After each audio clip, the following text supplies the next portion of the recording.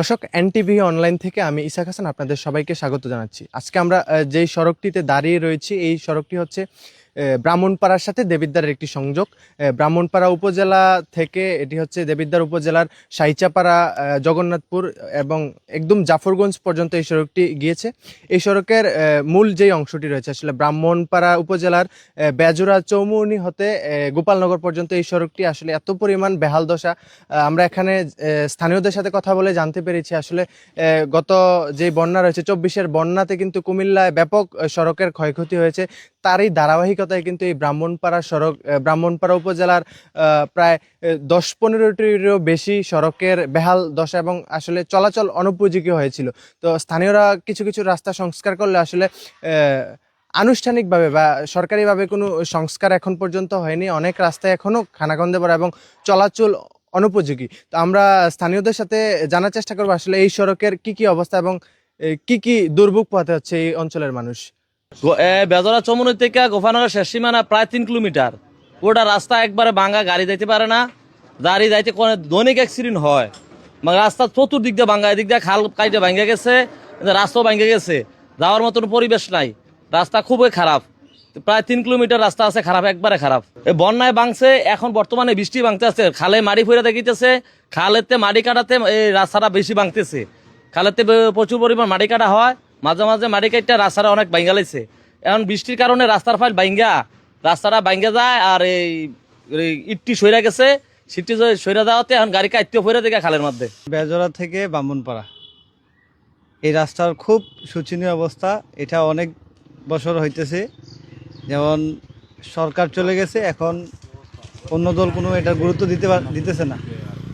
পরবর্তীতে কোনো সংসার হয় নাই, এখন রাস্তার শোচনীয় অবস্থা। রাস্তা শেষ নাই, জমদা ইয়ার যায়, গাড়ি ডেলি ভাঙে, সপ্তাহে ২-৩বার কাম করার লাগে। যাত্রীরও ভোগান্তি, গাড়িরও ভোগান্তি, আর হিসাব কই আর লাভ নাই। মানে গাড়ি নিজেরা চালাইতে না, ২-১ চালাই নিয়ে ঘুমাইতাম শৈলে ব্যথায়, গাড়ি ভাঙ্গায়। আমাদের এখানে ৫-৬টা গ্রামের লোক এদিক দিয়ে যাতায়াত করে। এ হচ্ছে দুলালপুর, বালিনা, এই রাস্তা দিয়ে আমাদের ৫-৬টা গ্রামের লোক যাতায়াত করে সবসময়। আর এছাড়া কোনো আমাদের বিকল্প কোনো রাস্তা নেই, এই রাস্তা দিয়ে সবসময় যাতায়াত করতে হয়।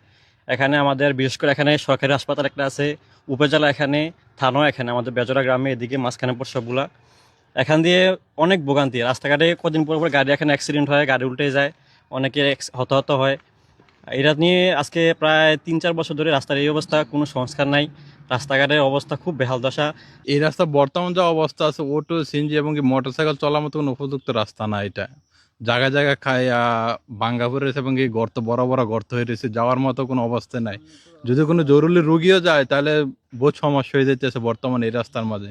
আমরা খুব অবহেলিত, বিশেষ করে শিশু, বাচ্চা, বৃদ্ধ, মহিলারা, রুগী যারা আছে তাদের যে যাতায়াত সুবিধাটা, এই রাস্তায় বিশেষ করে গাড়ি পাওয়া যায় না। একটা অসুস্থ রুগী বা নিয়ে যাওয়ার সময় দেখা গেছে যে এই ভোগান্তিতে পড়া লাগে। বিশেষ করে এই বন্যার পর থেকে এটা একেবারে অবহেলিত। ব্রাহ্মণপাড়া, বেজোরা টু গোপালনগর যে সড়কটা, এই সড়কের দীর্ঘদিন ধরে একটা বেহাল অবস্থা। আমাদের রাতের অন্ধকারে তো চলাফেরার খুব কষ্ট হয়, দিনের বেলা অনেক কষ্ট হয়, এবং কি বিভিন্ন সময় অসুস্থ রুগীকে ডাক্তারের কাছে নিয়ে যেতে আমাদের অনেক ক্ষয়ক্ষতি হয়ে যায়, অনেক সময় লেগে যায়। আমাদের এখন আপনি যে সড়কটিতে আমরা দাঁড়িয়ে আছি এবং আপনি দাঁড়িয়ে আছেন, এই সড়কটি হচ্ছে ব্রাহ্মণপাড়া উপজেলার যেই প্রধান যেই ফটকগুলো, অফিসগুলো আছে, এই অফিসগুলো হচ্ছে এই সড়কে, আপনার এই সড়কে যেমন উপজেলা স্বাস্থ্য কমপ্লেক্স, তারপরে আপনার পুলিশ স্টেশন, তারপর উপজেলা পরিষদ, এই সবগুলোই হচ্ছে এই সড়কের মধ্যে। তো এখানে দেখেছি কি আপনার উপজেলা স্বাস্থ্য কমপ্লেক্সে আপনার রুগীরা যাতায়াত করতে গিয়ে দেখেছে কি আপনার প্রেগনেন্সি যারা থাকে তারা, তারপরে আপনার এই দিনে রাতে যারা রুগীরা আসা যাওয়া, এর ক্ষেত্রে এদিক দিয়ে সমস্যা হয়। এবং আপনার যে অটো, তারপরে আপনার সিএনজি বলেন, সব কিছুই দেখা গেছে কি আপনার এই সড়কে মানুষ চলতে গেলে মানুষ অসুস্থ হয়ে যায়। তো এক্ষেত্রে আমরা সরকারের কাছে দাবি জানাবো যেন এই সড়কগুলো অন্ততপক্ষে খুব দ্রুত সময়ের মধ্যে সংস্কার করে জনচলাচলের একজন উপযোগী করে দেয়। এই দাবিটি আমরা আসলে উপজেলা থেকে জানাচ্ছি এবং মানুষ চলাচলে যেন একটু স্বস্তি ফিরে আসে, এ বিষয়ে।